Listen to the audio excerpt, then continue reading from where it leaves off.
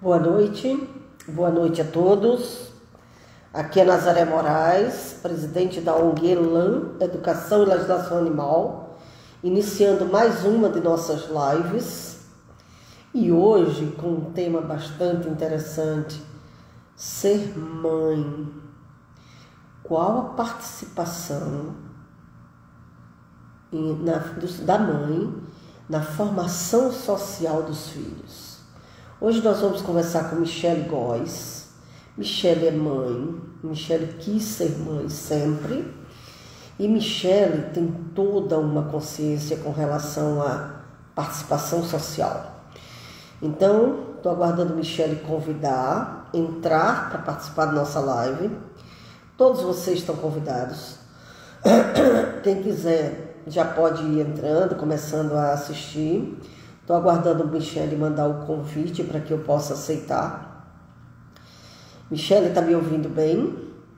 É só você aqui nessa câmerazinha com sinal de mais aqui embaixo, você clicar e mandar o convite que eu vou aceitar. E a gente começar a falar sobre esse tema, ser mãe. Qual a participação social na formação dos seus filhos? Isso é extremamente importante, extremamente necessário. Cada um de nós que decide ser mãe tem a obrigação de ter consciência e no que vai transmitir, no que... Michele Góes está entrando aqui agora. Seja bem-vinda, Michele. Estamos só aguardando o sinal. Pessoal, boa noite, Michele Góes. Tudo bom, Michele? Boa noite, querida. Tudo bem? Bem-vinda, minha filha. Como está? Eu estou bem. Michele, Estou bem eu nessa fiz uma breve, expectativa. eu fiz uma breve apresentação, mas eu não falei sobre ti, não falei sobre tua formação, não falei sobre nada do que tu abriu mão para poder ser mãe e assumir esse papel, e eu deixei para você se apresentar. Eu acho que você vai falar com o seu sentimento, com aquela carga necessária para o que nós vamos conversar. Seja bem-vinda, Michele. Está contigo a palavra. Obrigada, Nazaré.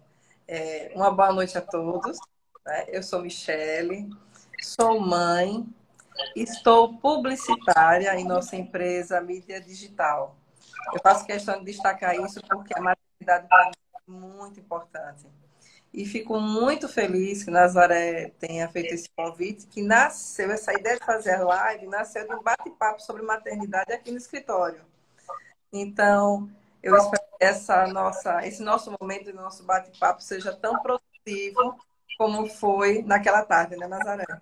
Eu espero que sim, Michele. E olha, Michele sempre foi uma profissional do mercado. Michele sempre trabalhou também para terceiros. De repente, o projeto de vida de Michele Góes foi ser mãe. E aí, o que é que Michele me colocou?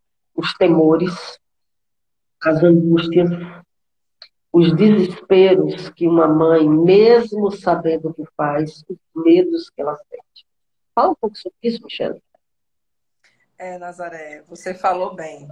Eu estou no mercado publicitário há quase 20 anos. Ainda falta um pouquinho para completar. Mas o sonho de ser mãe, ela estava em mim há muito tempo, desde a adolescência. E de repente eu me vi casada e completando quase 3 anos de casada, decidi me tornar mãe. E me deparei com os desafios de conseguir realmente engravidar. É uma história bem longa, né?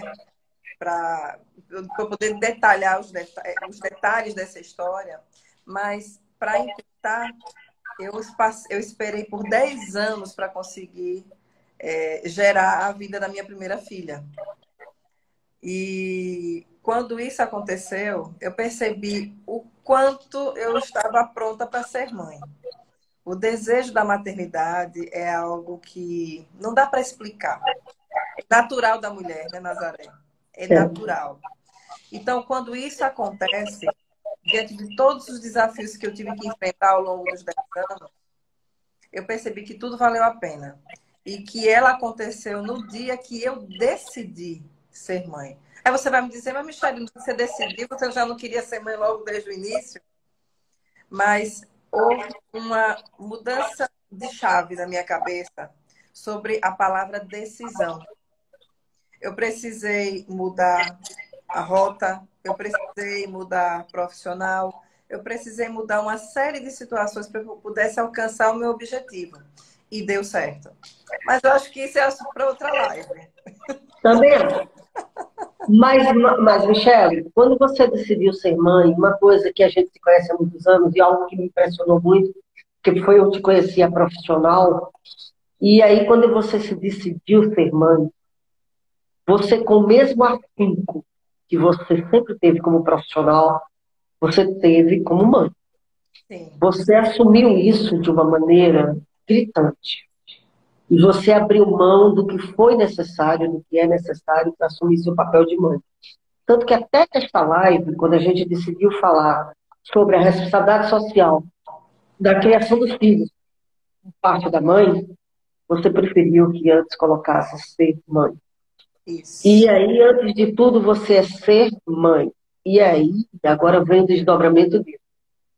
O que a mãe vai transmitir para esse filho? No seu caso, para essas duas filhas, e agora você tem duas. E foi logo depois uma da outra, né? Você demorou tanto para ter a primeira, mas não demorou nada para ter a segunda. E aí eu acompanhei, não vamos tratar disso nessa live, de todos os seus temores, de todos os seus receios, de todas as suas certezas, de todas as suas mudanças de certezas em relação à segunda. Porque você tinha certeza e depois você teve que mudar a certeza. Então, Michele, tudo isso, como você disse para mim, com relação à segunda filha. Nazaré, pelo bem da minha filha, eu tive que abrir mão das minhas certezas.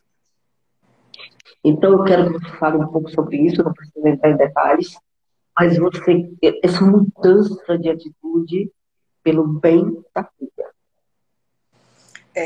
Nesse momento, Nazaré, como você mesma disse, não vou entrar em detalhes, mas quando a gente se torna mãe, e principalmente quando você já é mãe de uma filha e vem uma segunda, você simplesmente deixa todos os seus sonhos, os seus projetos, pelo menos particularmente eu. Eu decidi deixar tudo aquilo que eu acreditava ser certo para o bem da segunda filha, né? Então, eu vou dar um exemplo bem simples, que foi o mais importante nesse momento, que foi decidir viajar para ter a segunda filha nos Estados Fora do Unidos. Brasil. Exatamente. A Porque primeira a filha... primeira nasceu lá, e aí a segunda, e ela teve dupla cidadania. E Isso, a a primeira segunda, nasceu lá ia por um ser como? acidente. A primeira nasceu Sim, lá por um acidente, não foi algo planejado. é. Mas Mas a ganhou dupla cidadania. segunda, o meu desejo é que eu tivesse ela aqui porque eu queria estar. Tinha outras questões, uma questão de discernimento cristão, né? Discernimento cristão, eu tinha a convicção de que a vontade de Deus é que ela nascesse aqui. E também tem outros fatores, o fator de você estar na sua casa, o fator de você estar Família, próximo da amigos. família, enfim. Então, essa é uma convicção simples, mas que faz muita diferença para uma mãe que precisa ter o suporte, aquele acolhimento. E eu tinha a convicção de que isso iria acontecer aqui.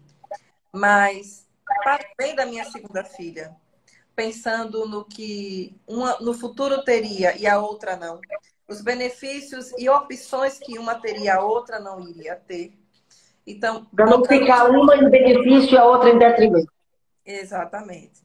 Então, para que uma não tivesse mais opções e direitos que a outra, eu abri mão da minha vontade De todas as suas convicções. e das minhas convicções de discernimento cristão, espiritual, de discernimento familiar, pessoal, para que ela tivesse os mesmos direitos. E fui para lá e fiquei 3 meses, né? Fiquei 3 meses para que ela pudesse voltar para cá com a E vacina, alcançar todos os direitos. com todos os direitos. E assim, de qualquer forma, eu não poderia sair de lá sem o passaporte americano e o brasileiro. Você tem que sair com ele, certo? Mas eu poderia não ter ido. E foi. Eu poderia não ter, eu poderia ter ficado, E mas foi. eu abri E mão foi. daquilo que eu naquele momento achava que era correto, para que fosse melhor para ela. E para ela foi melhor ir para lá. Para que garantisse todos os direitos dela, igual ao da outra. Da outra. Então, assim, as duas têm todos os mesmos direitos, têm as opções no futuro, se quiser ir para lá, permanecer aqui. Então, tudo isso foi por uma decisão. Abrir mão daquilo que eu, naquele momento, achava que era o melhor. Para a sua crença, para sua, vamos dizer assim, seus objetivos, suas diretivas. Não seriam objetivos, Nazaré, não eram objetivos, mas a minha convicção. Eu tinha uma convicção. Não objetivos. Objetivos porque você queria estar no meio da família, você queria estar amparada, você queria tudo. Você... Era mais do que isso. Era muito mais do que isso. Eu sei. Mas era muito mais do que isso, mas eu hoje entendo que foi a melhor decisão. A melhor mudança de pensamento e decisão. E eu não porque posso foi uma mudança radical, né? Eu não posso deixar de acreditar o pai, que foi o principal o principal fator da mudança de decisão, né?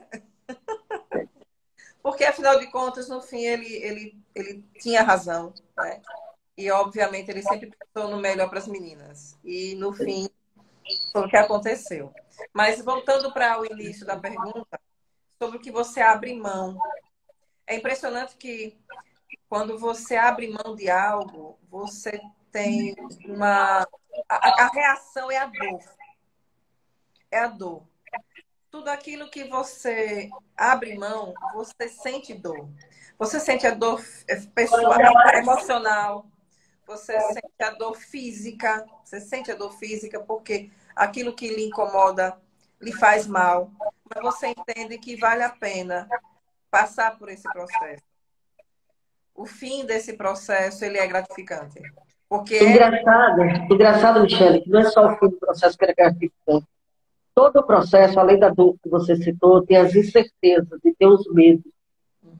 Porque o ser humano teme o desconhecido de uma forma absurda. Exato. Isso gera ainda mais dor, isso acarreta uma carga adicional. E você teve que vencer tudo. E a única motivação era o objeto principal, o filho, a filha, no caso. Que no caso é a Sara. A primeira, você disse que foi uma... Quando você falou que foi um acidente lá fora do Brasil, lá nos Estados Unidos, eu gostaria de esclarecer só brevemente para as pessoas que você foi para poder aproveitar um final de gestação, que não ia poder viajar muito tempo, e que pouco foi... Eu fui com 6 meses. Para passear. Foi o seguinte, a gente queria completar o enxoval. Sim. Na verdade, eu não queria ir. Na verdade, foi assim. Eduardo disse para mim, Eduardo é meu esposo, para quem não conhece. Ele disse assim, Michele, vamos aproveitar e vamos completar o enxoval, pegar os presentes, né? Que nós temos amigos lá, a minha cunhada, a irmã que mora lá. E ela estava assim, cheia de presentes para poder presentear a filha. E ele disse assim, olha, vamos fazer essa viagem porque a gente sabe que depois dessa viagem, tão cedo, não vai fazer uma outra viagem. E eu estava com Olha só que coincidência. E vocês tiveram que fazer tão cedo para o nascimento da segunda filha.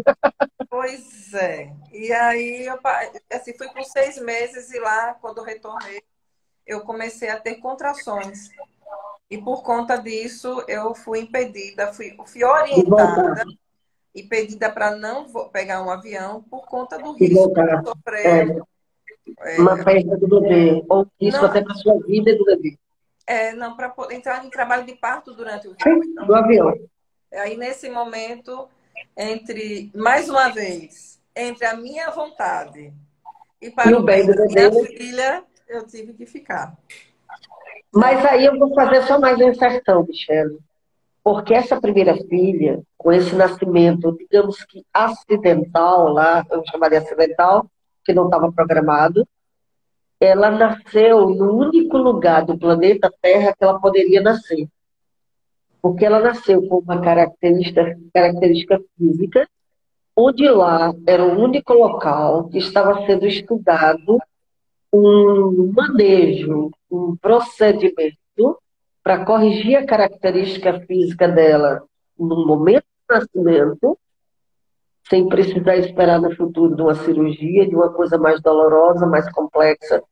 Então, houveram bênçãos, Deus, não é como isso? eu costumo dizer, não existem acidentes, né? Existe o plano de Deus.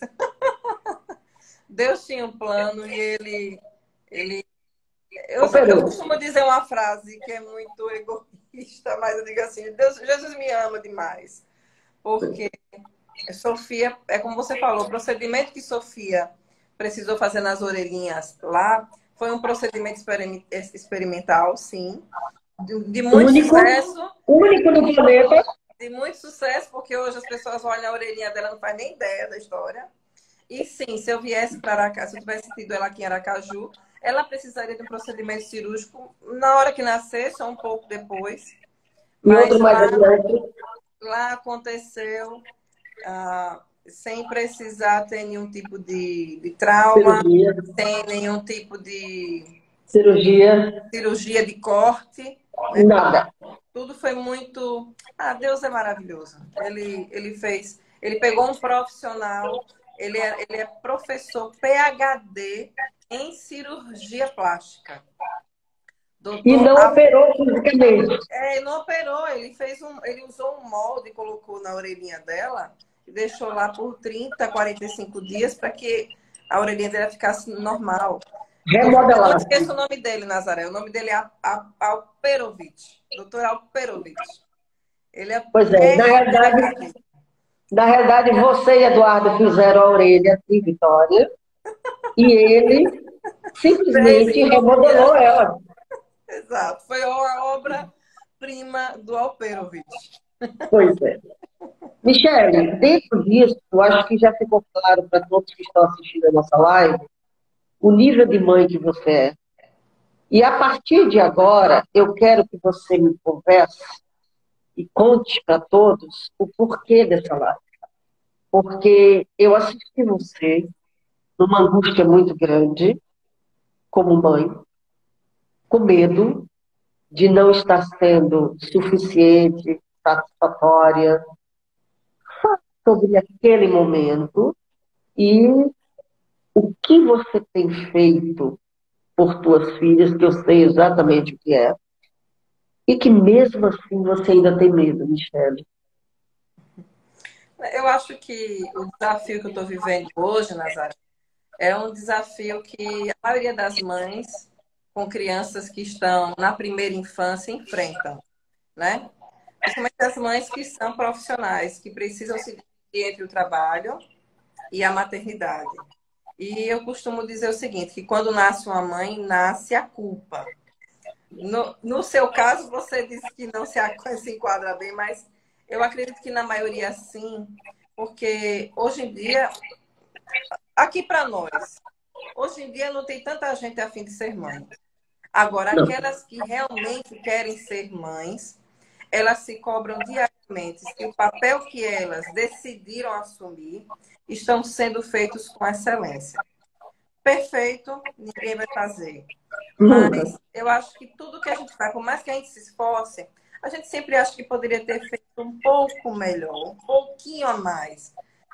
Eu levo isso muito comigo. Inclusive, eu vou fazer uma live depois para falar justamente sobre esse tema, mãe sem culpa. Se é que existe, né? Eu acho que Nazaré é a primeira. Não. É o tipo da coisa, porque o ponto de visão é o seguinte. Primeiro que a responsabilidade e a decisão de ser mãe é da mãe, não é do filho. Então, a mãe tem culpa de quê? Vamos começar. Qual a primeira coisa que a mãe tem obrigação em relação ao supri-lo da vida? Então, enquanto ele está dentro de você, enquanto ele está dentro de mim ou de qualquer mulher, ele está sendo suprido, a vida dele está sendo suprida diretamente. Então, tudo que eu me alimentar, tudo que eu dormir, tudo que eu me exercitar, tudo que eu fizer, vai estar afetando. Então, se você se preparou tanto para ser mãe, Você tem culpa do quê? Você tem culpa ou você tem privilégio? Primeira pergunta. Então eu começo a enxergar que se a decisão foi minha, e se eu estou buscando suprir a vida daquele ser, com tudo que ele precisa para permanecer vivo, para ter a melhor qualidade de vida possível, para isso, para aquilo, onde é que está a culpa? É culpa ou é privilégio? Ela está justamente quando você entende que o suprir não é o suficiente. Porque eu acho que quando nós falamos da construção do caráter, ele vai muito além. Você sabe bem, né, Nazaré? Ensinar e educar é muito mais do que você falar, do que você cobrar. É você viver, não é? Você mostrar. É você viver, porque quando você está construindo o caráter de uma criança, você precisa se vigiar muito mais no seu dia a dia do que no que você fala. Sabe aquela coisa? Sim, Faço o que eu falo, mas não faço o que eu faço. Então, assim, sim. Michele, mas você acha que a sua conduta diária ela não é suficiente para poder ser um bom exemplo para suas filhas? Sim, ela é. Mas nós somos falhas. Nós somos falhas. Então, obviamente, a gente não quer que os nossos filhos reproduzam os nossos erros, mas sim os nossos acertos, entende? Então, esse ínterim, essas falhas que a gente não quer que ele produza, a gente tem que se vigiar. Então, às vezes, o fato de você estar fora, enquanto ele está lá em casa sendo cuidado ou por uma babá, ou por uma avó, com a assistência do avô, ou com a ajuda de uma outra pessoa, ela está tendo contato com hábitos e costumes de pessoas que não são você, não é? E o tempo que você está com ele talvez não seja o suficiente para poder fazer a correção, o ajuste. Você entende? Então a culpa ela está justamente aí. E eu me peguei.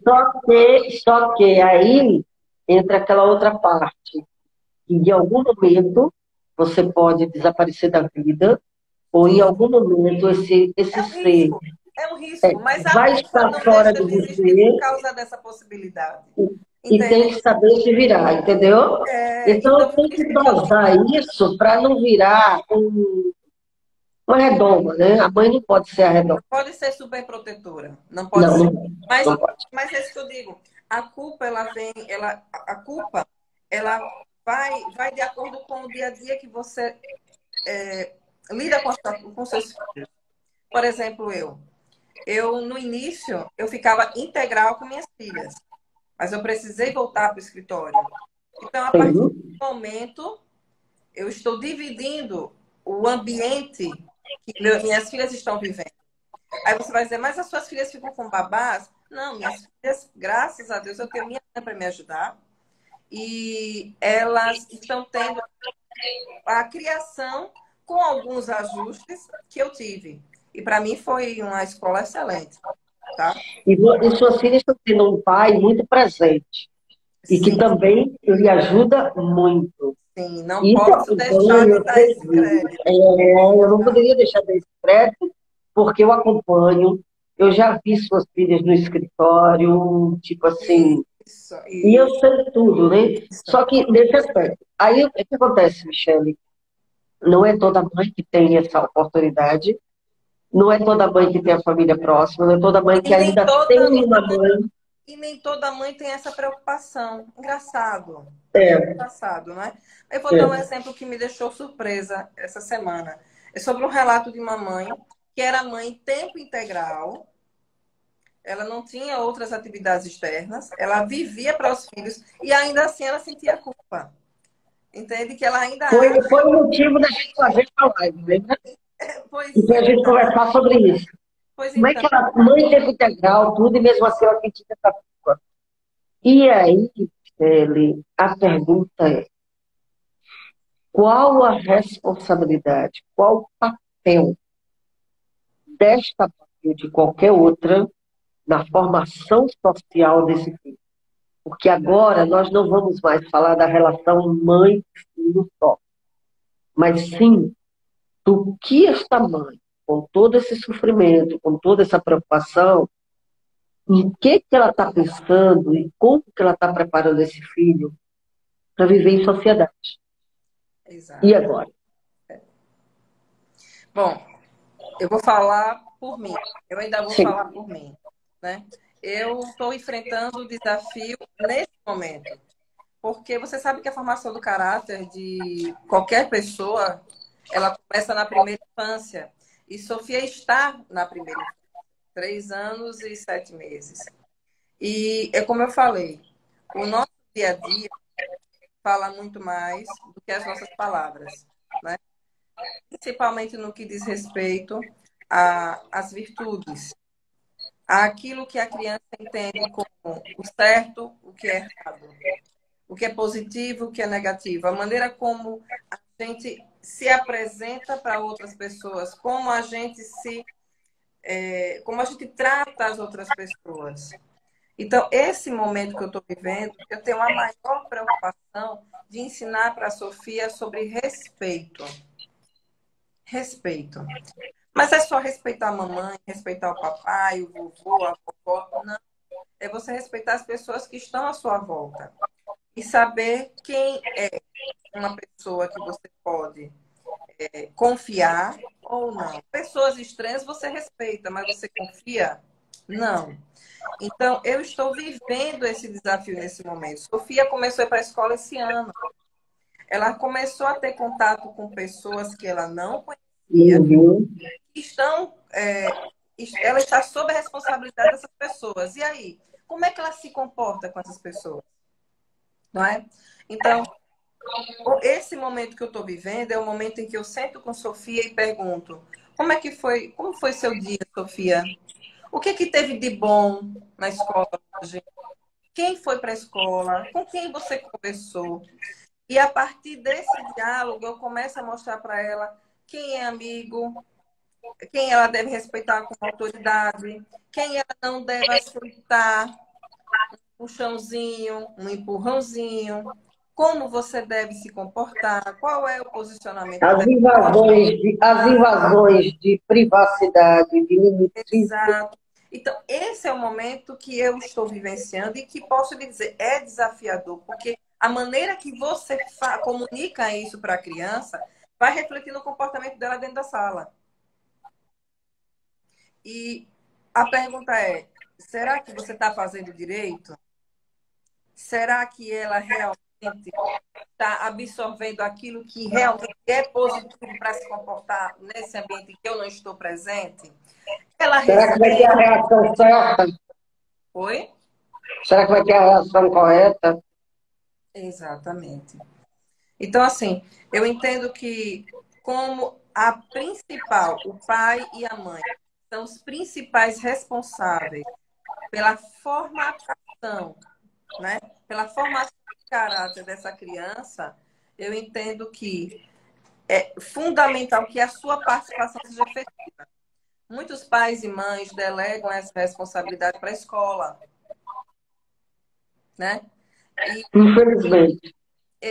infelizmente, eles não percebem que muitas vezes o professor ou a professora, eles não têm os mesmos valores e os mesmos princípios que você tem.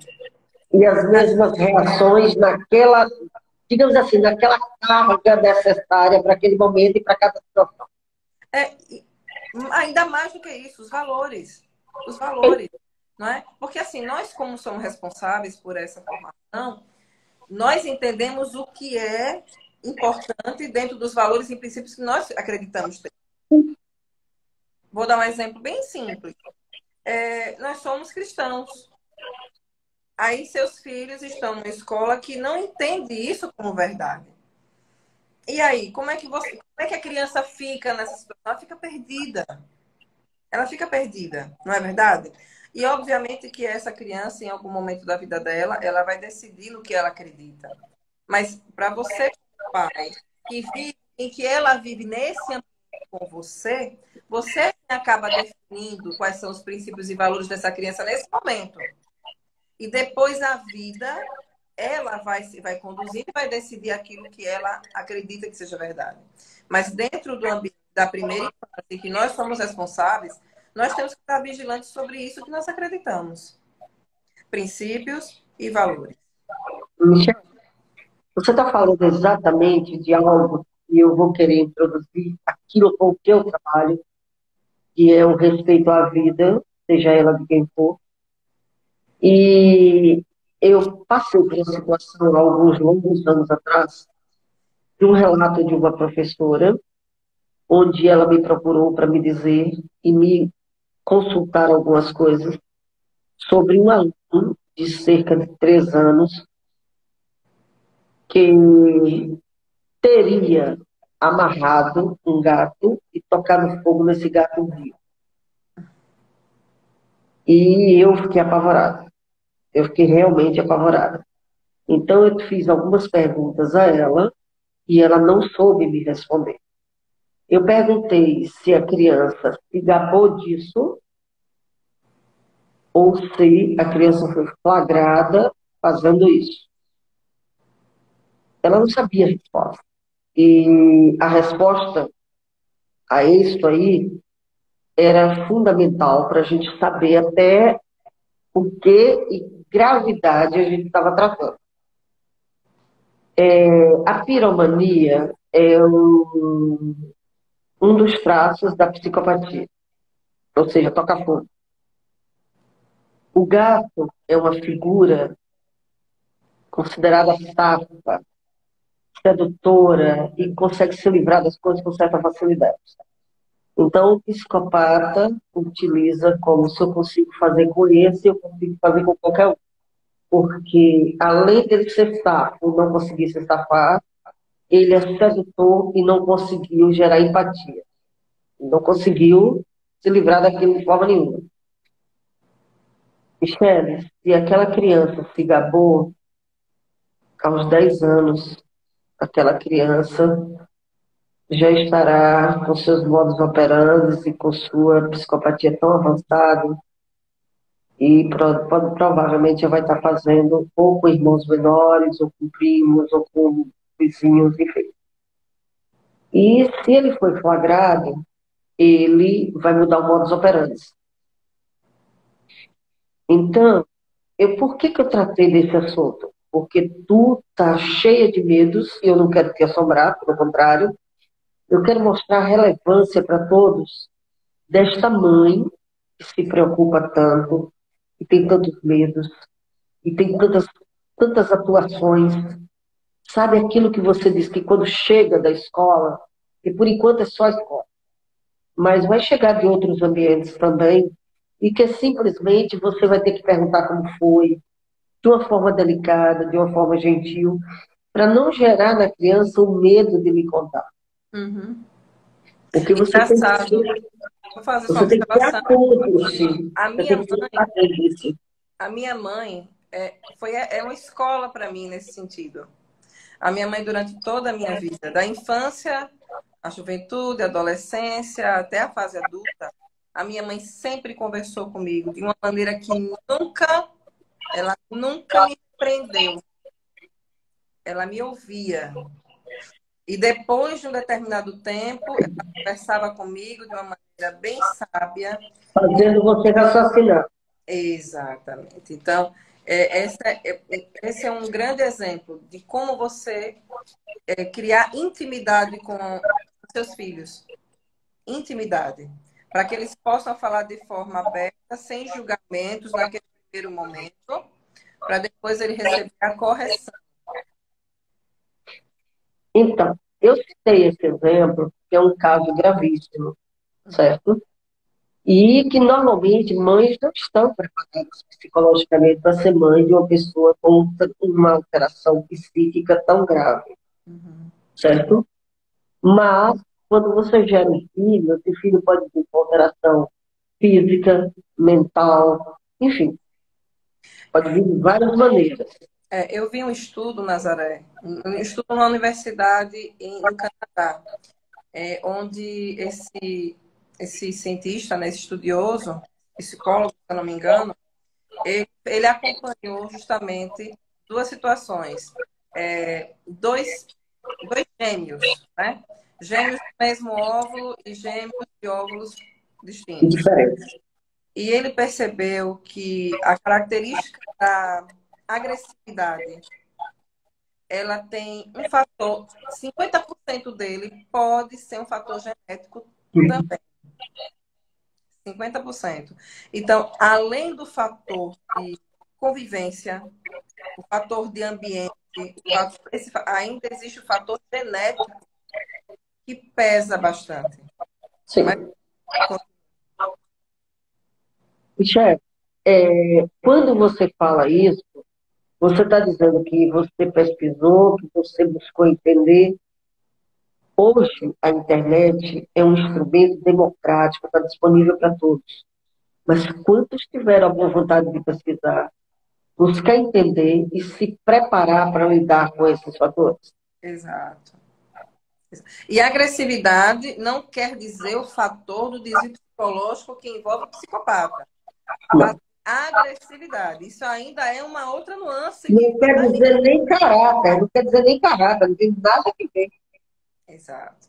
Então, é isso que acontece, sabe, Nazaré?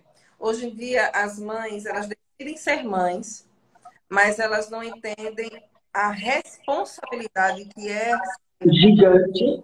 enfrentar os desafios, não somente da criação, mas das consequências de que o caráter dessa criança pode causar na sociedade.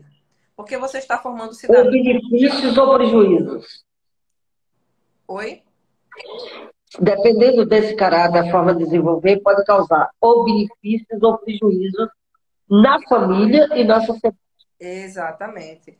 E é que tá. E tudo começa agora na primeira infância. Os exemplos positivos e negativos refletem no comportamento que ela vai ter no futuro, na sociedade.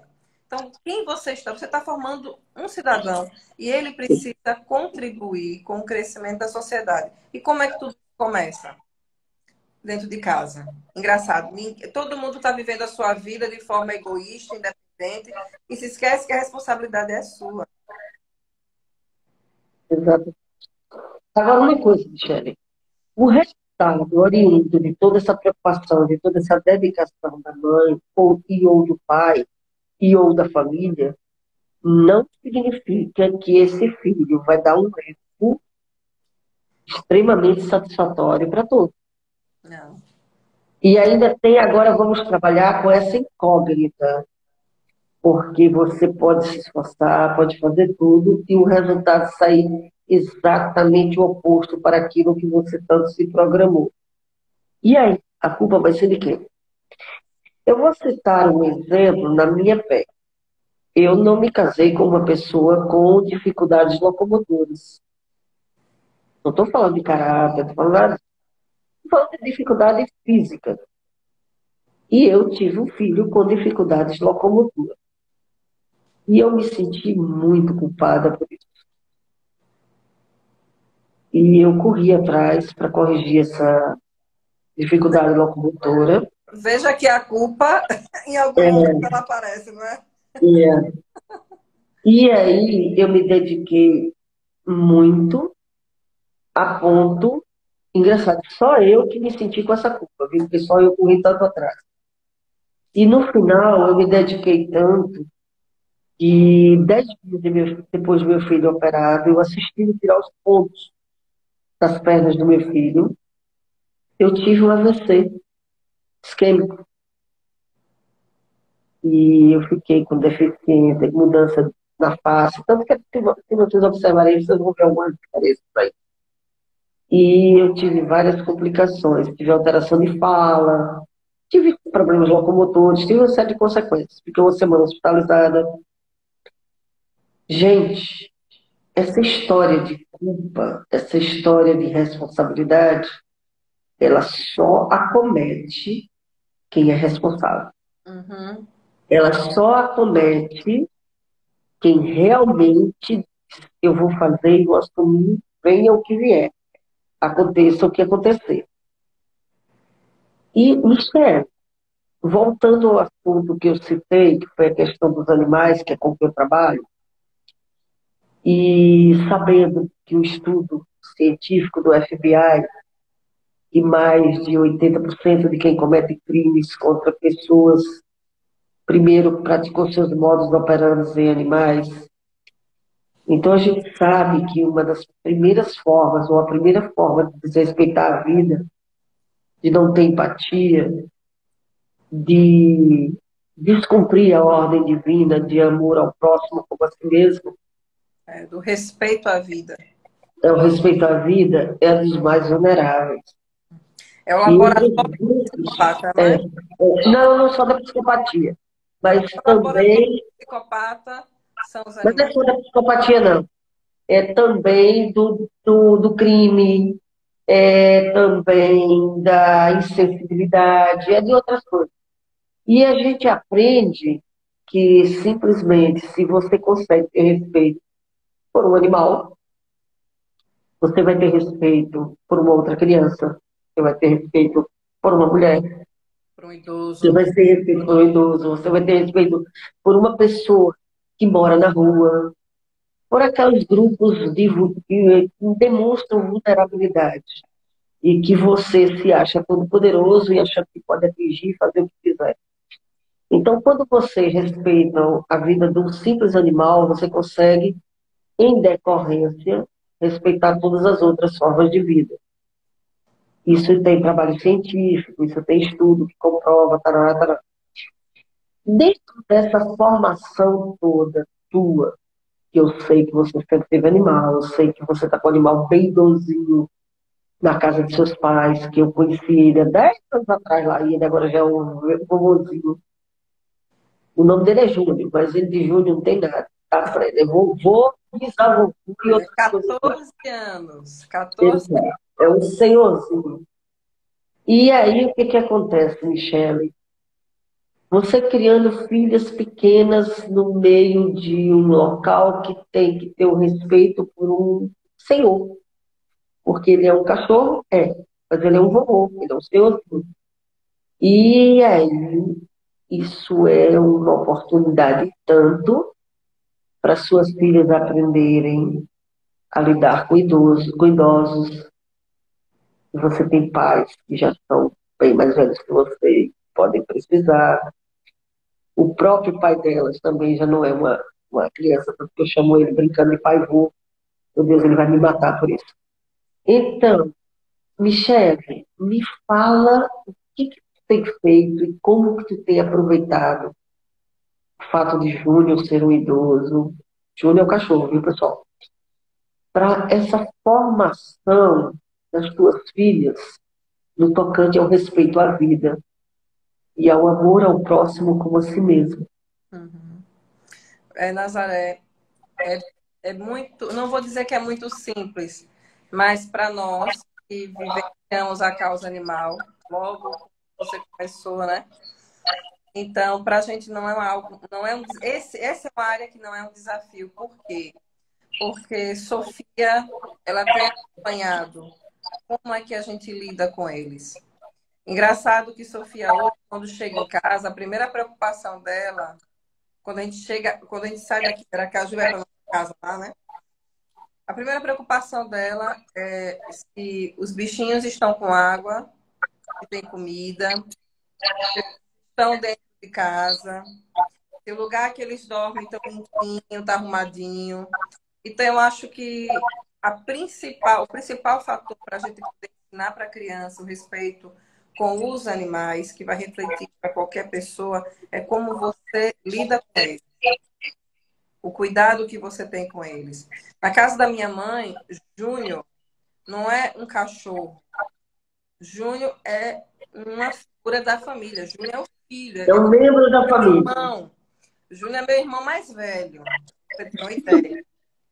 Entende? Então, a maneira como o Júnior é cuidado, é tratado, isso reflete muito a maneira como Sofia o trata.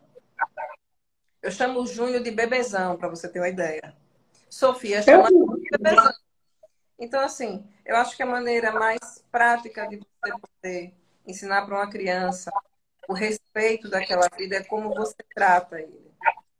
Então, Sofia tem vivido isso diariamente. Você chama muita atenção de Eduardo, a maneira como ele trata os visitantes que tem lá em casa, né? Os Sofia, quando ela vê os macaquinhos passando, ela corre atrás do pai e faz: papai, o macaquinho tá com fome. Entende? Então, assim, eu sei que não é um bom exemplo, mas o que eu estou tentando dizer é que as crianças e em algum momento elas sentem, na é verdade? É impressionante que quando a criança recebe o exemplo, ela, como você disse, seja um exemplo da agressividade, que ela já pode ter natural, ela já pode ter natural, e aí ela vai ampliar, seja um exemplo do cuidado com a vida, seja o que for. E muitas coisas vão ficar na mente dela para sempre. Exato. Eu fui uma criança criada em fazenda, Michele. Deixa eu fazer só Então, uma observação. o trato com os animais para mim é uma coisa que foi sempre natural. Né? Deixa eu lhe dar um exemplo bem simples, algo que me marcou bastante. Teve um período na vida de Júnior que ele teve dificuldade de subir a escada. E Sofia viu que a gente carregava Júnior no braço. A gente ajudava a subir com Júnior na escada. Depois disso, Sofia começou a ficar atenta com os cuidados com a escada. Ela fazia: vovô, cuidado, o senhor pode se machucar. Deixa eu ajudar o senhor. Então, Ela entendeu que a escada poderia ser algo perigoso. entenda, mas ela reproduziu não somente com o Júnior, mas ela reproduziu com o avô. Que Vovô, também para ela já não é uma criança. você entende? Então, assim, é por isso que eu digo, a criança reproduz, mas ela chega um momento que ela entende o porquê. Ela entendeu que Júnior não tinha condições de subir porque ele estava dodói. E ela sabe que o vovô é mais velho e ele precisa de cuidados também. Então, desse dia em diante, toda vez que ele vê ou minha mãe subindo a escada, ou o meu pai subindo a escada, ela sempre fala: vovô, quer ajuda? Eu não quero que o senhor se machuque. Você entende a importância disso para uma criança de 3 anos? Sim. Então, eu só queria fazer esse adendo para que as pessoas que estão acompanhando entendam que é muito importante a maneira como você trata os seus bichinhos de estimação. Porque se a A criança... maneira como você transmite o respeito. Exato. Porque a criança vai entender. E se você respeita um bichinho de estimação, que para algumas pessoas não tem muito valor, mas para outras sim, ela vai entender que muito mais as pessoas. E vai facilitar. Olha, Michele, eu não sei se todos que estão nos assistindo são cristãos, mas eu gostaria de dizer que eu sou e você também é. E aí, Michele, o que eu aprendi da Bíblia é que lá em Gênesis, quando o nosso Deus, Criador, Todo-Poderoso, ele fez a terra e ele resolveu fazer as formas de vida, ele fez todas as espécies, e por fim, ele fez um ser, ele tomou tanto gosto, que ele fez um ser à sua imagem e semelhança, fez um homem. E ele determinou que este fosse, desse nome às espécies, cuidasse delas e aprendesse com elas. E a primeira coisa que o homem Adão, ao observar as espécies, aprendeu, o entristeceu muito. E ele voltou para o Criador, muito triste, e aí ele explicou que tinha aprendido que todas as espécies tinham uma fêmea, menos ele. E nós somos duas mulheres, a representante da última criação divina. Nós somos a última criação divina.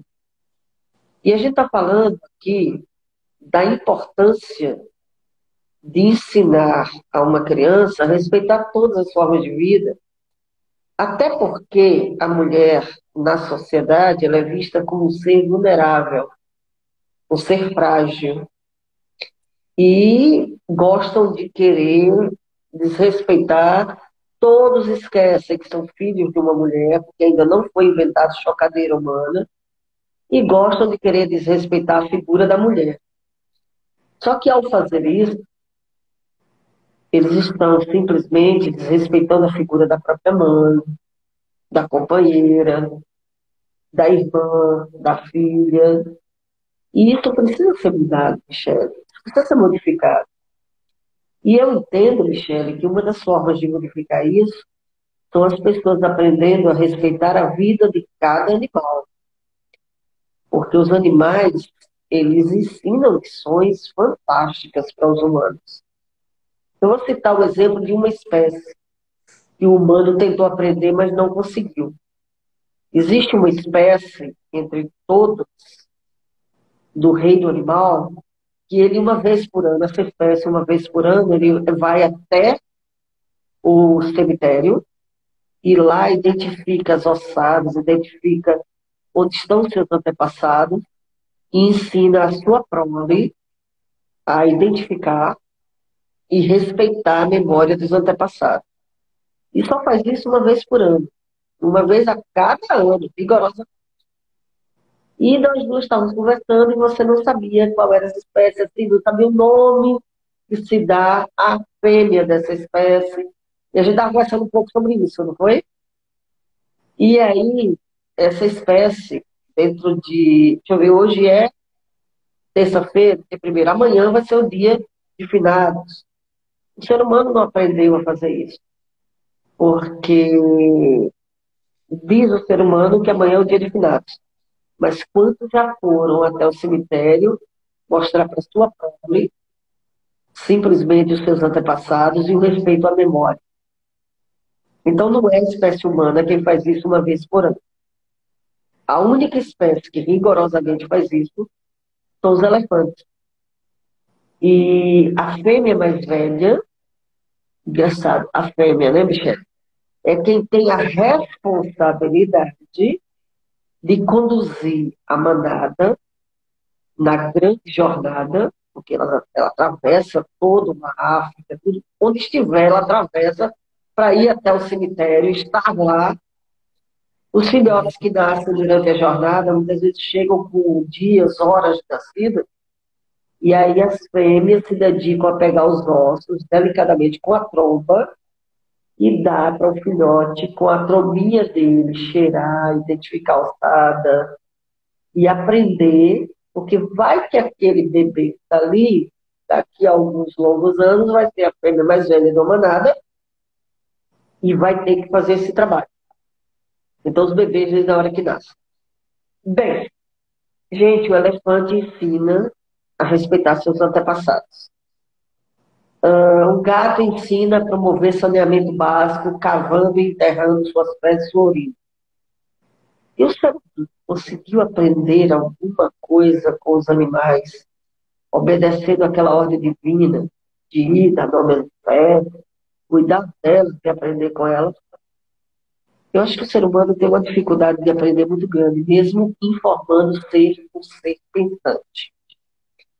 E o que Michele colocou aqui, em suas palavras, foi, inclusive, o aprendizado da filha dela de 3 anos, no tocante aos cuidados com um indivíduo mais velho.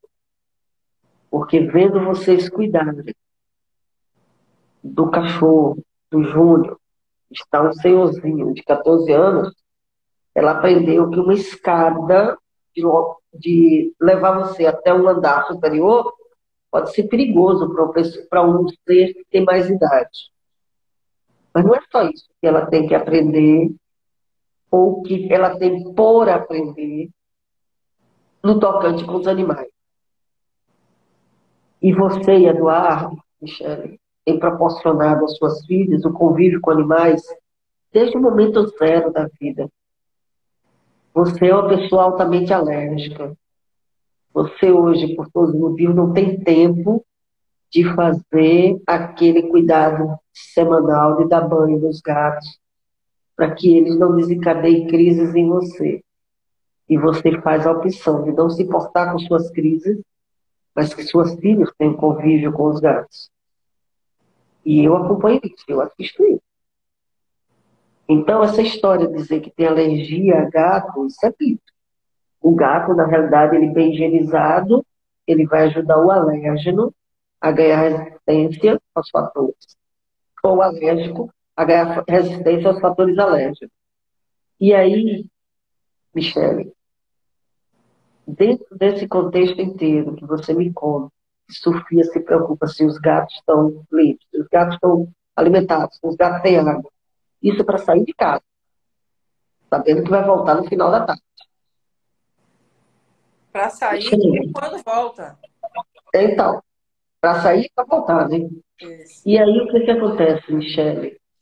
Uma criança que está sendo preparada dessa maneira, quando esses pais estiverem mais velhos, precisarem dela, ela vai saber o que é cuidado.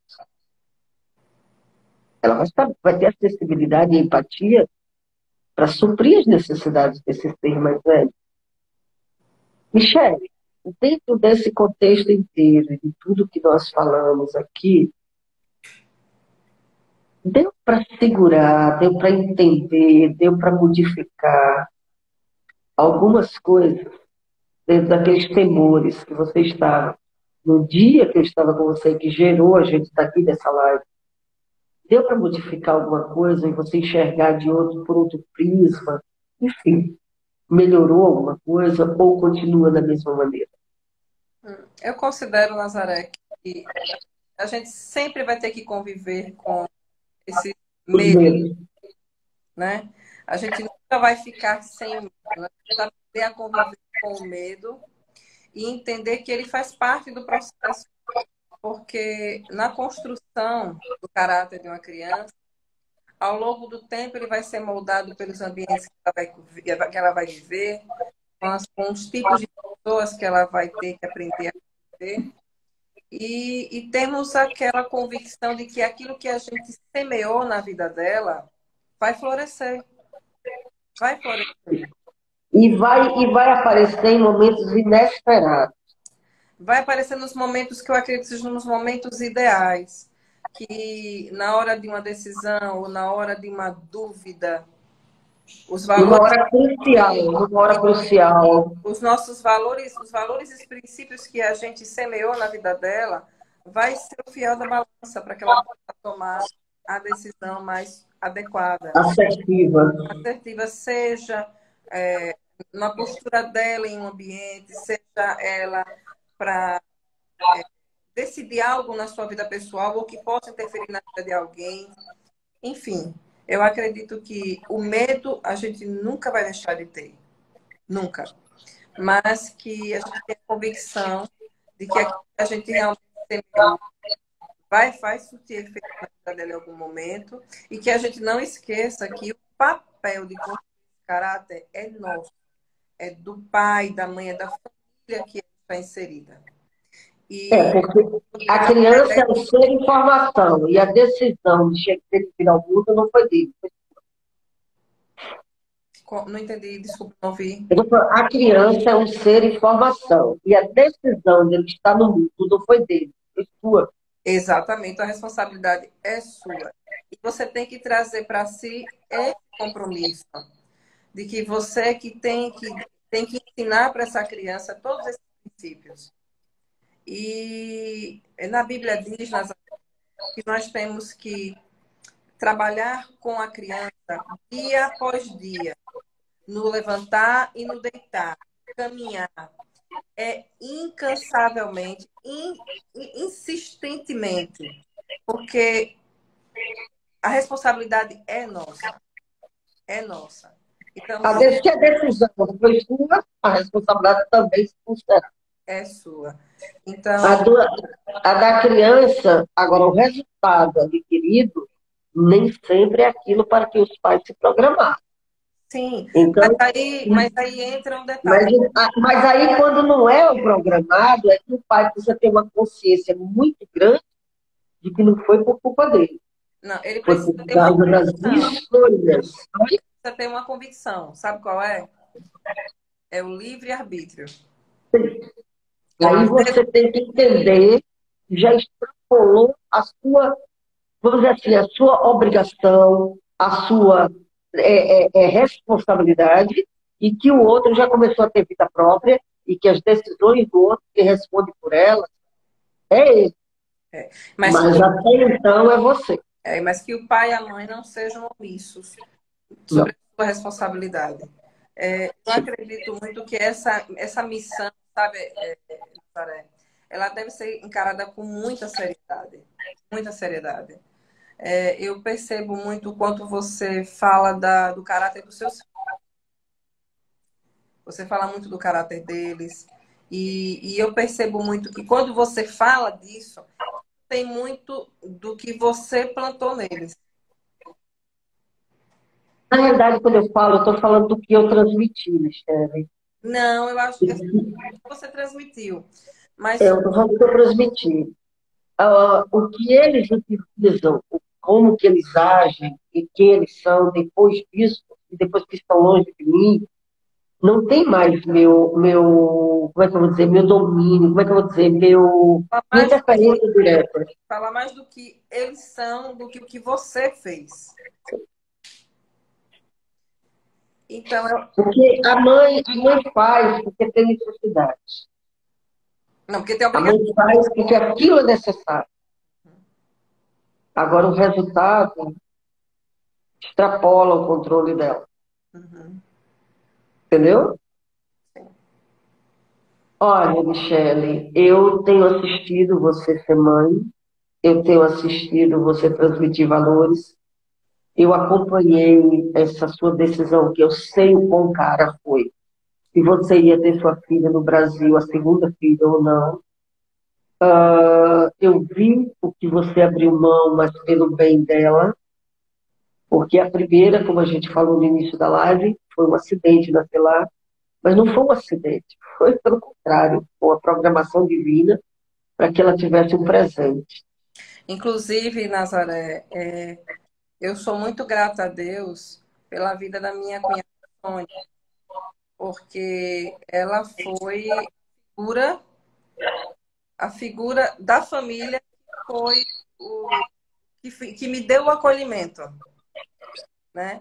Então, ela é a figura lá nos Estados Unidos que fez o papel do acolhimento e que foi essencial para a vida da minha vida, para a vida das minhas filhas. Então, assim, eu sou muito grata a Deus pelo papel que ela acabou decidindo assumir, entende? Então, eu acho que eu não poderia deixar de registrar esse papel que foi tão importante. Dá o crédito a quem tem. Exatamente.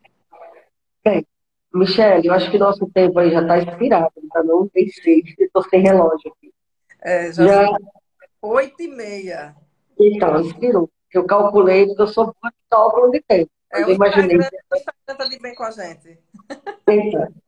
Então, nossa live já está se encerrando, 1 hora de live, mas eu gostaria que você fizesse as considerações finais dentro desse nosso contexto da Michele Góes mãe, da Michele Góes que simplesmente tem uma responsabilidade social em relação a essas filhas, porque uma hora a Michele Góes vai embora, e como que essas filhas vão ficar neste mundo convivendo com as pessoas. Eu gostaria que você arrematasse isso. Nazaré, eu entendo que esse papel que eu hoje vi, eu sou realmente a protagonista. Por quê? Porque eu decidi ter essa responsabilidade.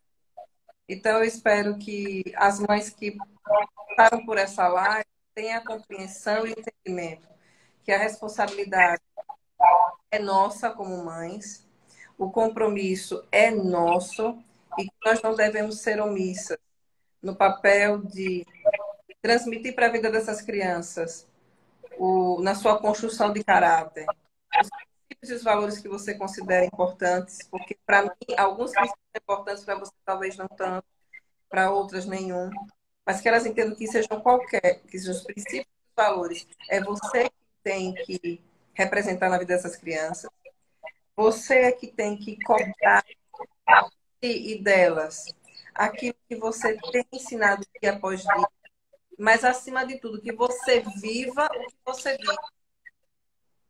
Que você viva o que você... Seja coerente, né? Seja coerente. Exato. Lembrando, lembrando do alvo, que o alvo é formar crianças com caráter, com um excelente caráter, para que elas possam ser inseridas na sociedade, como pessoas de bem, e que, acima de tudo, elas possam acrescentar algo de bom na vida das outras pessoas, respeitando-as e aprender da E se fazendo respeitar também.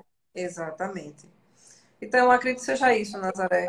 É o nosso papel, é um papel que não. Eu acredito assim, que ele começa na primeira infância, mas ele não termina. Ele não termina. Michele Góes, muito obrigada. Eu espero que essa live sirva para ajudar algumas pessoas. Eu vou me ousar e colocar você, assim como eu, à disposição de quem queira conversar conosco pelo direct. Está aí o seu perfil, está aí o meu.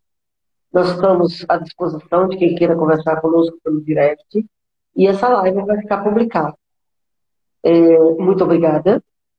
Obrigada Quando, pelo convite. quando você tiver qualquer outro tema, estou à disposição, certo? E a todos que nos acompanharam, que ficaram aí, muito obrigada também. E estamos às ordens. Tá Bem, bom. vamos encerrar por aqui, porque já temos uma hora de live e muita paz, tá bom? Um beijo, Nazaré, e Outro, Michele. Deus. Obrigada. Obrigada. Obrigada a todos. Boa noite. Boa noite.